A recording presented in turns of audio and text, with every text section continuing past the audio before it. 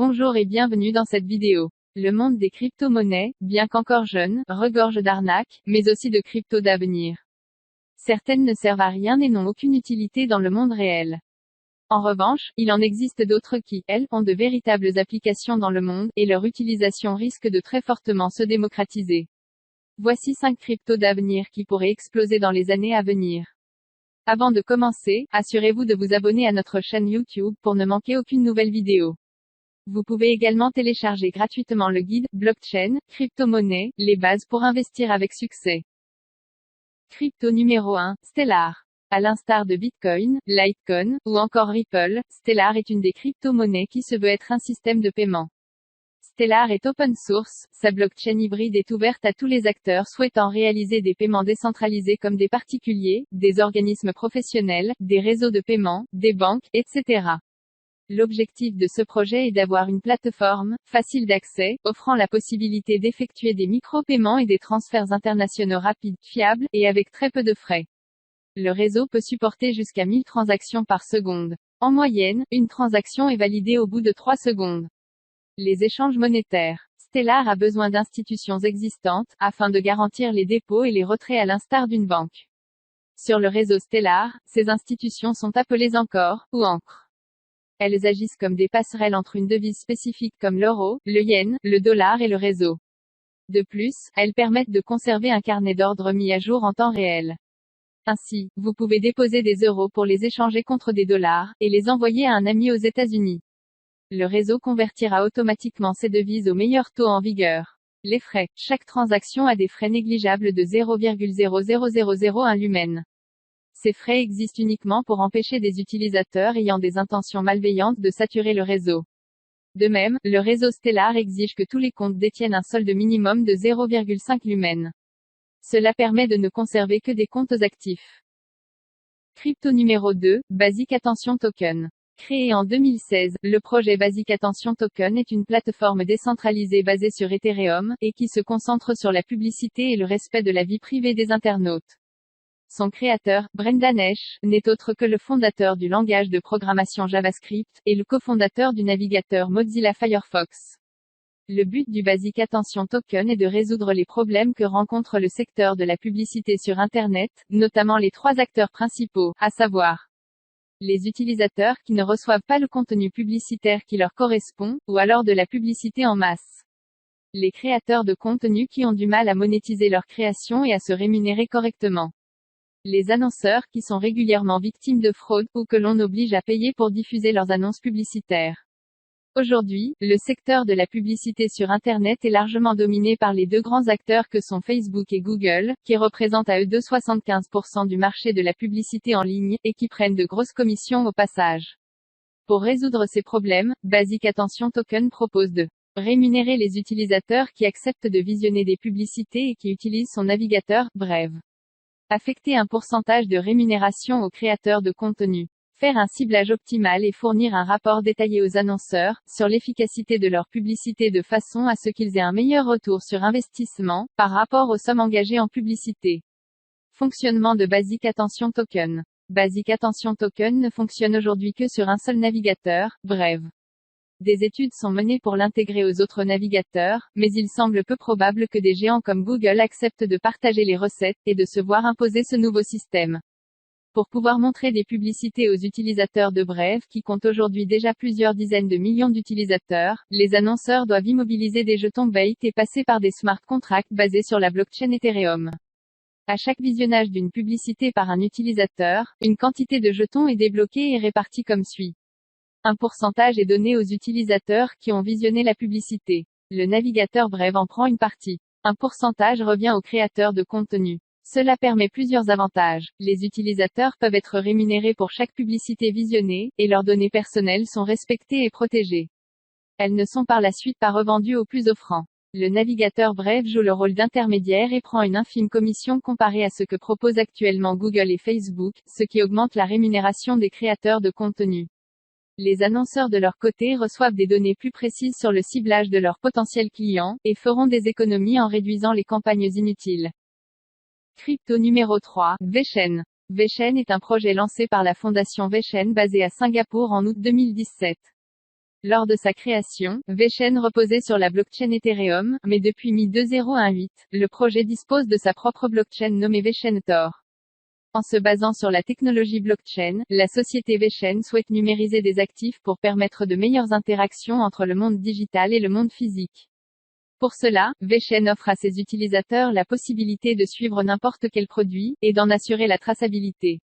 Cela permet de favoriser la transparence, et de savoir d'où provient le produit, quelles sont ses caractéristiques, s'il est authentique, etc. VeChain permet d'enregistrer toutes les étapes, les informations diverses, les matières premières, etc., qui sont utilisées pour la fabrication d'un produit. Cela permet de ce fait de faire le suivi de nombreux produits tels que les produits alimentaires, notamment pour s'assurer que la chaîne de froid n'a pas été brisée.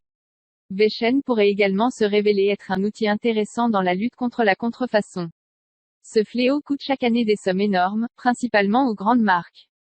Grâce à VeChain, un produit pourra être tracé tout au long de son cycle de vie, de sa production à sa commercialisation.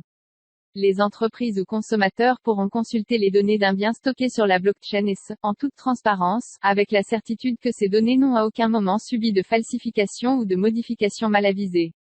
VeChain souhaite intervenir de 4 manières. La lutte contre la contrefaçon. Suivre les produits dans la supply chain. Permettre de gérer un large éventail d'actifs dans le monde entier. Donner plus d'informations concernant les produits aux consommateurs. Crypto numéro 4, Golem. Créé en 2016, le projet Golem a pour objectif de créer un supercalculateur, ou superordinateur mondial où les utilisateurs peuvent se louer de la puissance. Golem est un supercalculateur qui fonctionne de manière décentralisée, et qui combine la puissance de calcul de l'ensemble des appareils de son réseau.